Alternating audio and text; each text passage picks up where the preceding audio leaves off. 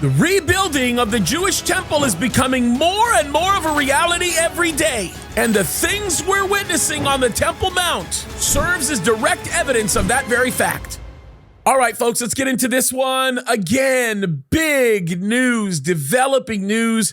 It is unbelievable the things that we are seeing all the way across the board. None of this should surprise us because we know that in order for the end time scenario to play out, there has to be a temple that exists on the Temple Mount, a Jewish temple, and that will be the temple that the Antichrist occupies and demands to be worshiped in. Now, this is really important that we talk about this because we don't want to just address the news that deals with the things that directly contribute to the rebuilding of the temple. We also want to address news that are creating the environment in which the temple is going to be rebuilt.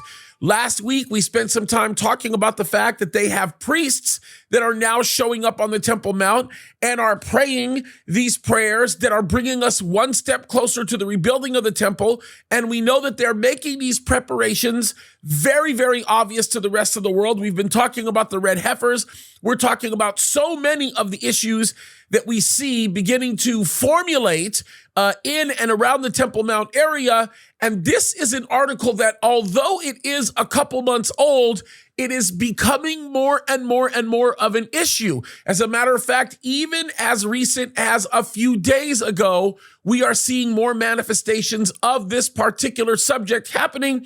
And folks, it would appear as though less and less and less is being done about it. And that should tell us that there is a growing sentiment within Israel that seeks to be able to see more freedom to be able to pray on the Temple Mount, which will eventually translate to the construction of a Jewish temple. Folks, we all know that, and we always have known that in the past, this has been a massive barrier to any such thing happening because most of the time, you have not been allowed to even open your mouth in any direction praying while standing on top of the temple. And I know this because I've experienced this firsthand, and I can tell you how absolutely vicious people can get on the Temple Mount if you are seen doing anything that remotely resembles any type of prayer if you are not a Muslim. So this is really important to look at this. So let's look at the title of this article because it is more of a reality than a lot of people realize or think. It is something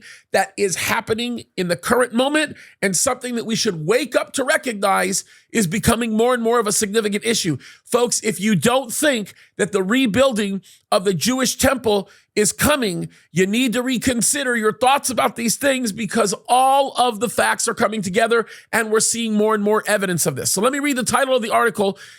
It says this. It says, open Jewish prayer, prostration on Temple Mount, now routine, activists say. In recent weeks, police are no longer preventing or penalizing acts at holy site as Gvir pushes practice and are allowing them on a daily basis. Look what it says. It says, open prayer and prostration on the Temple Mount by Jewish worshipers is now a matter of routine and permitted by the police on a daily basis. Activists for prayer rights at the Holy Land have said this. By the way, I want everybody to understand this is true. This isn't just some made up idea or some thought process that people are carrying that's very abstract in nature. This is something that is happening. And more and more and more and more, it's becoming permissible by virtue of the fact that nobody is pushing back. As a matter of fact, it made some huge waves internationally, and yet nobody seemed to act on it directly. Could it be because of the distraction that the war has created? Could it be a lack of desire to create yet another complication? I doubt it because we have seen some very unstable times as of late, and yet the Temple Mount continues to be a very, very sore spot for a lot of people, yet nobody reacted to that. And that, in essence, is what has made this such a remarkable time. We are clearly looking at a conditioning that's going on right now, especially in and around the area of the Temple Mount, that seems as though a door is being kicked wide open. And folks, if it starts with them being allowed to pray on the Temple Mount, Jewish prayers I'm talking about, then it will only be a matter of time before some type of structure or complex gets built on the Temple Mount, and then it will only be a matter of time before that, in essence, becomes the building project known as Solomon's Temple, or the future temple that was based on Solomon's Temple, the Antichrist Temple. So this is super important to think this through, because what this article is saying is a very, very, very important thing, okay? Look what it goes on to say.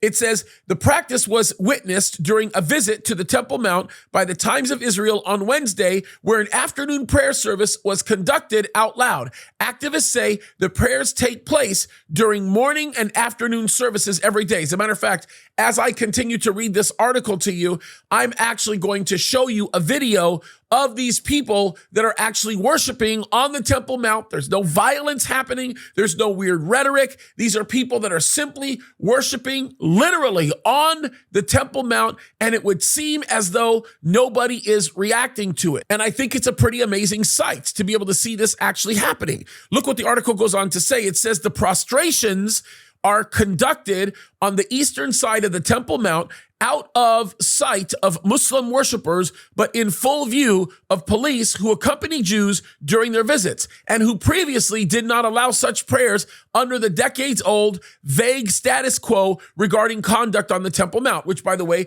there was a massive history with respect to the conduct that was allowed on the Temple Mount, and oftentimes this was something that was completely restricted because of the fear or the concern that some type of an international incident could be started, especially with the relationship with Jordan being on a very, very thin layer of ice. And of course, some of the problems that have existed with the complications that could potentially rise with Saudi Arabia.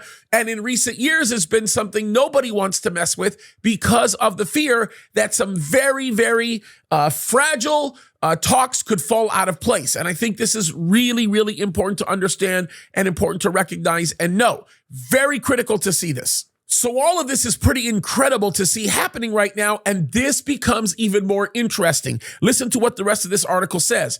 It says, prior to August 13th this year, police would in general detain and remove Jewish and any non-Muslim visitors engaging in demonstrative prayer, such as prostration. A police officer briefing visitors before their visit would also instruct them not to engage in demonstrative prayer. As a matter of fact, I know this to be firsthand to be true, because there was a certain point when the very first time I ever visited Israel, where you could be a little bit more free about praying or talking. As a matter of fact, we got away with 1 year being able to sing on the Temple Mount, but this was something that was very limited. They limited it only to American tourists, and there was a general recognition that this could happen only during a very specific time during the day, and they were very restrictive about what could be done. But eventually what happened was they just completely put the kibosh on everything. They literally stopped it all. You could not pray on the Temple Mount. You could not even stand in certain parts of the Temple Mount and open your mouth, because if you did, it would be viewed as some type of prayer,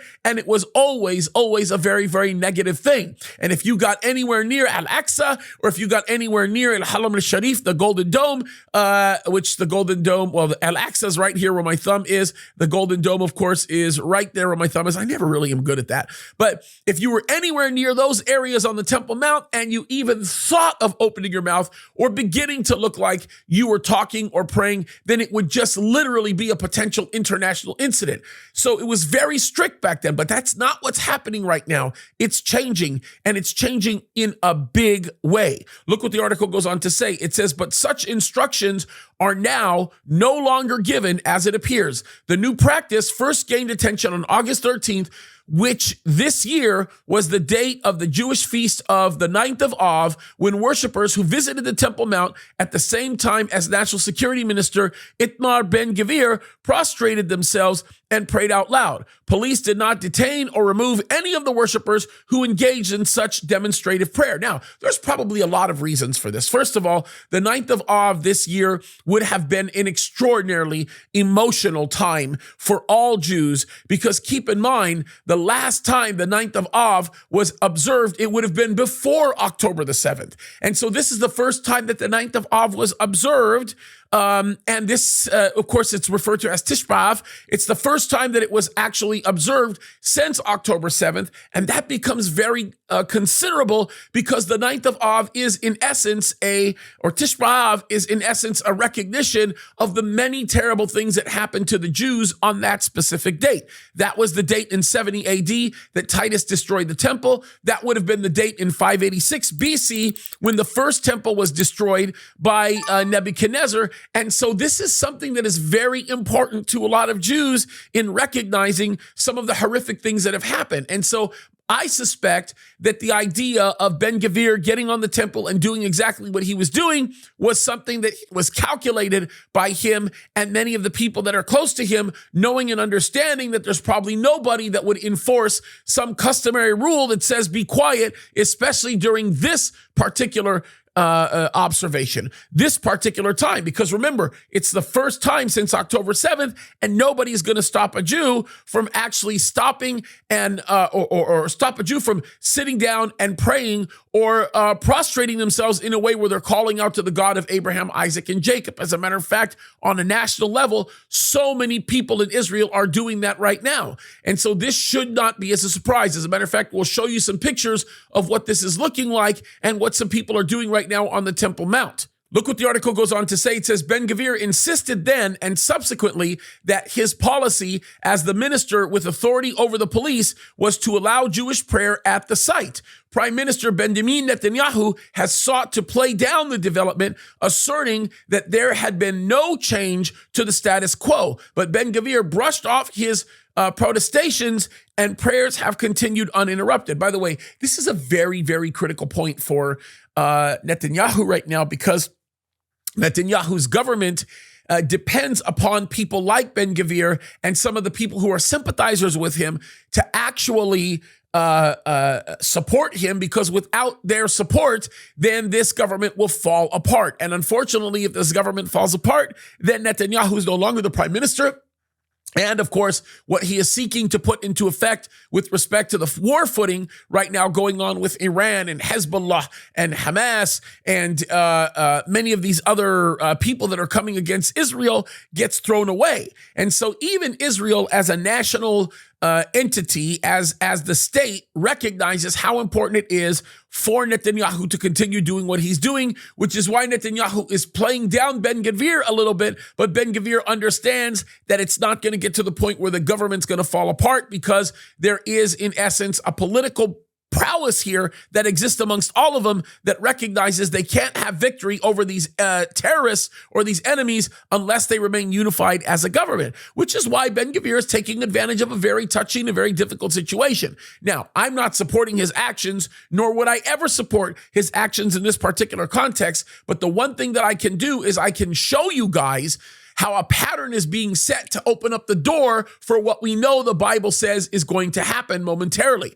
And so again, we're watching this happening, and it is one big deal to pay attention to, okay? It's super, super important.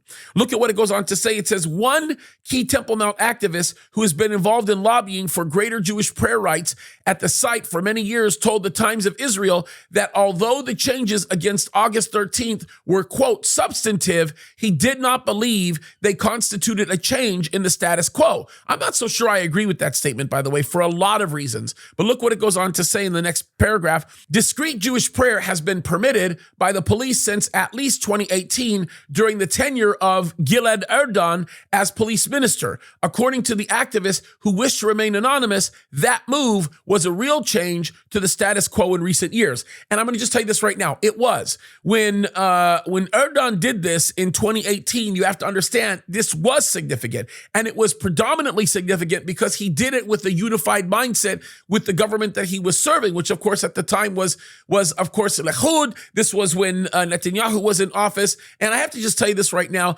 I actually really like Erdogan. I think he's done a great job supporting Israel as the UN ambassador during one of the most critical times of Israel's history. There's a lot to say about what he has done and the things that he has said. But the thing that I want to argue here is, yes, although you might say that this is status quo and 2018 was when the real status quo was actually broken, I'm going to venture to say that it's far more significant today than it ever has been, only because of how fragile the relationship with Israel is with Saudi Arabia, how fragile it is with Jordan, how fragile it's becoming with Egypt. The fragility of these relationships makes something like this far more significant. And if none of these people are pushing back, at least not at a substantive level, then you know you have a situation where the Temple Mount or the viability of a building of a temple on the Temple Mount is just going to simply increase. So this is all very important to see what's happening, and I think it's pretty critical to recognize the viability of all of this beginning to grow.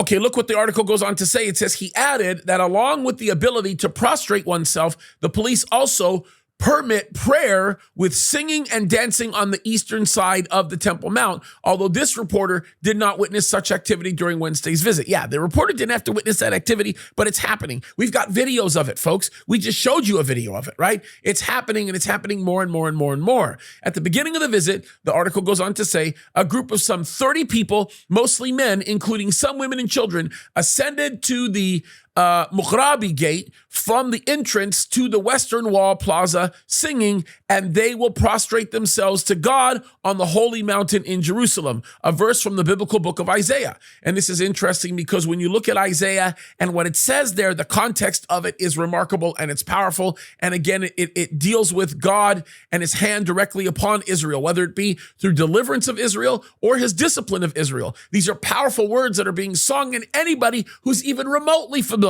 with Israeli culture or familiar with Jewish history or even slightly familiar with the Bible would understand the significance of these words actually being sung. Very, very important to understand the connection that's being made here. Look what it goes on to say. It says, as in the general procedure for Jewish visitors ascending during visiting hours for non-Muslims, the group was taken by a police escort around the Temple Mount counterclockwise from the southwestern corner of the plaza to the eastern side, which, by the way, I know what these police escorts look like. I have seen these escorts many, many times. I've been a part of them. I've been on the Temple Mount when this has taken place. Very interesting, by the way, being escorted by these Israeli police officials, or in some cases, IDF soldiers, and thinking in your mind how dangerous things feel like, especially when you're hearing some of the Arabs talking in Arabic and saying some of the things that they're saying. It's a very, very, it's uniquely intimidating in many ways, but that's kind of the thing that's happening right now. That's kind of the thing that we're actually seeing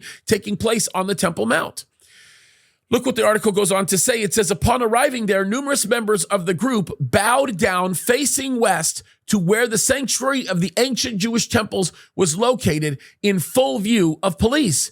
The worshipers also prostrated themselves during the afternoon prayer service, which they conducted with the relevant parts of the service performed out loud. Two activist rabbis then gave short lessons lasting a few minutes each before the police instructed the group to conclude the visit, coming around the northern end of the site and out through the chain gate. Now, mind you, these police are not rebuking them for what they did. These police are not saying, get out of here because you're terrible. These police just basically said, your visit's up. In other words, it was probably a security move, that if they were there too much longer, then there would probably be a massive incident with some of the Muslims that may be hearing it or observing it. But the police are not restricting it. The police are simply trying to create an environment by which these Jews are going to be safe as they're doing what they're doing. Folks, this is a big deal.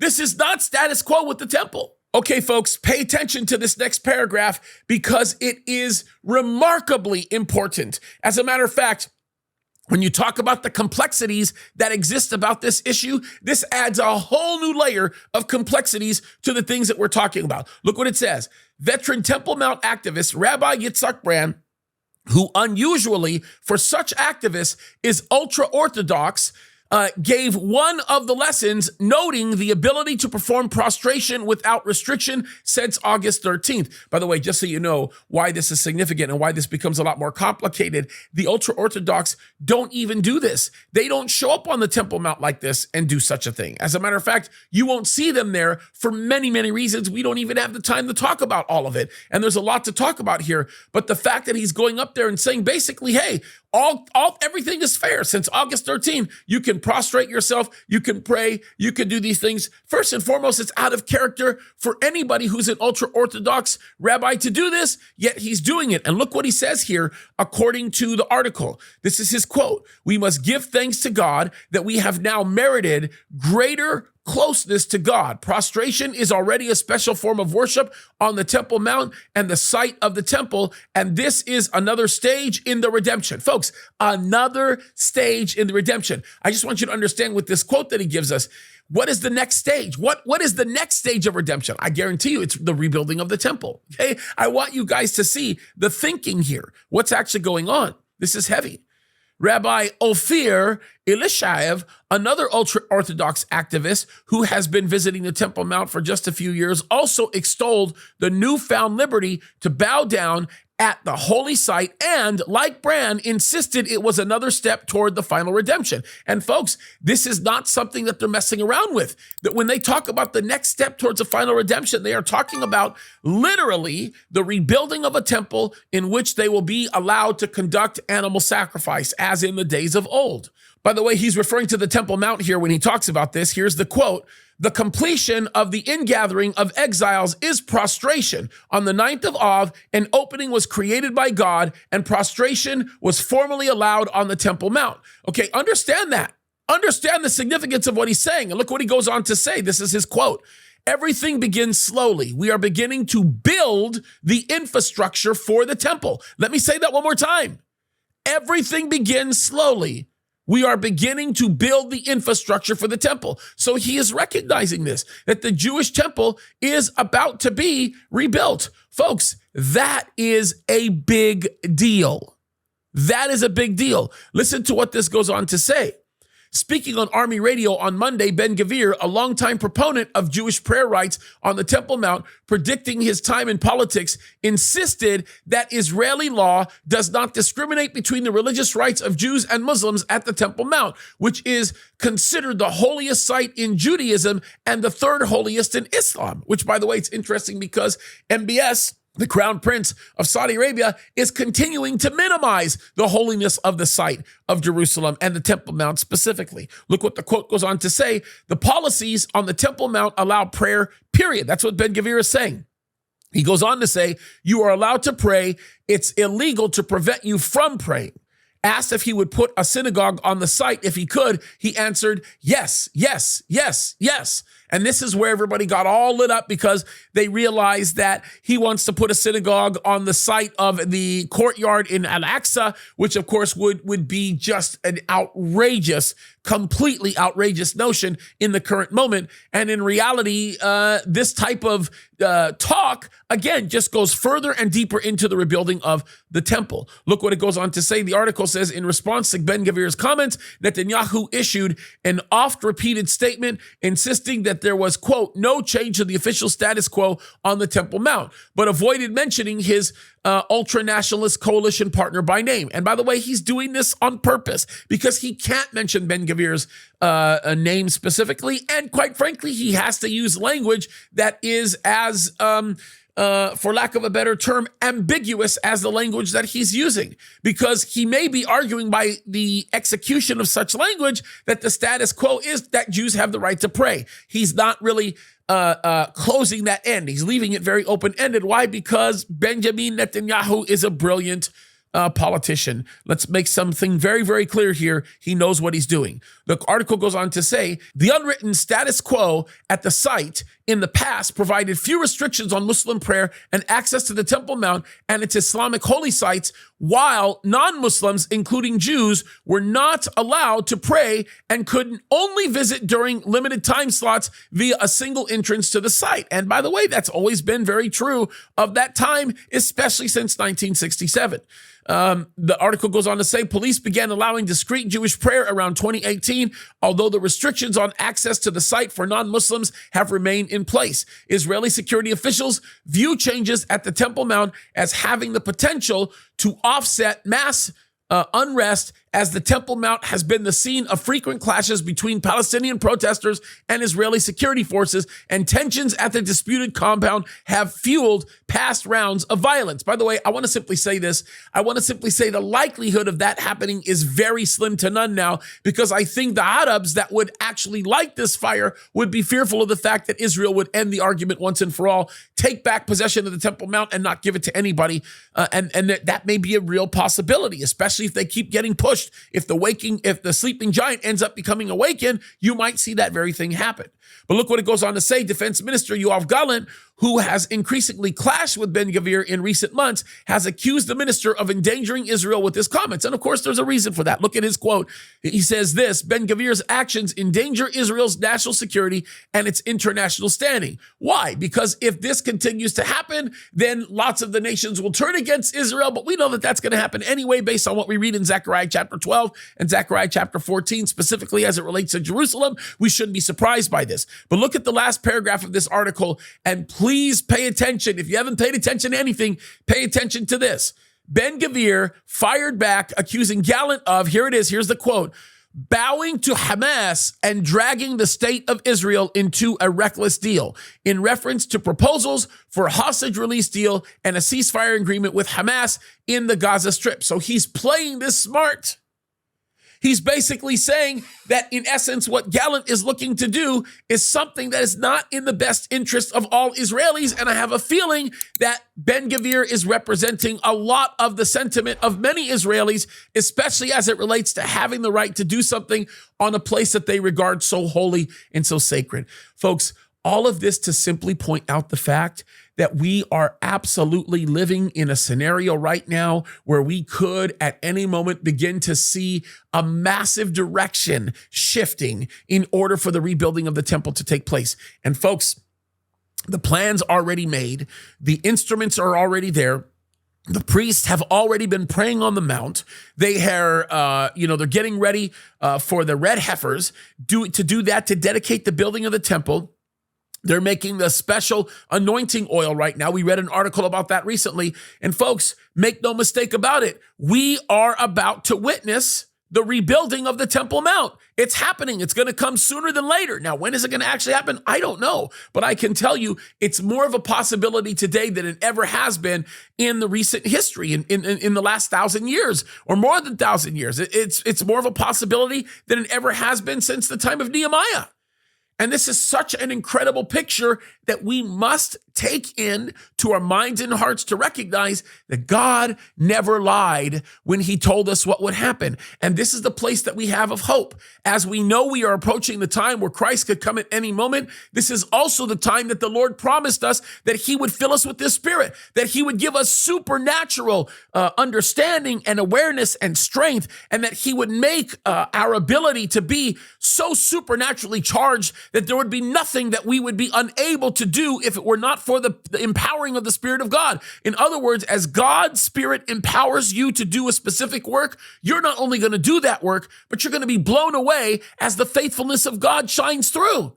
And we should all be excited about this. All of you should be excited because we are living in the greatest time to be alive. Listen, if you were to tell me right now, what time would you rather live in? Would you rather live in the time that Jesus was walking on this earth, or would you rather live in this time? I would say every single time I would rather live in this time, because I'm still going to see Christ walking on this earth. I'm still going to watch these things happening. This stuff is incredible, and you guys should be excited. The things that we're seeing is remarkable. The pictures that are coming up in front of us, the people and all of the politics that are moving around, the positioning of nations and the different things that are beginning to happen. It is such a remarkable picture to see what's actually happening here. Folks, here's the bottom line. The bottom line is this. The bottom line is the world is changing. It's changing rapidly. The Lord told us that this would happen. Christ could come at any moment. Do I know when that's going to happen? I have no clue when it's going to happen, but it should encourage us to live our lives out to the fullest,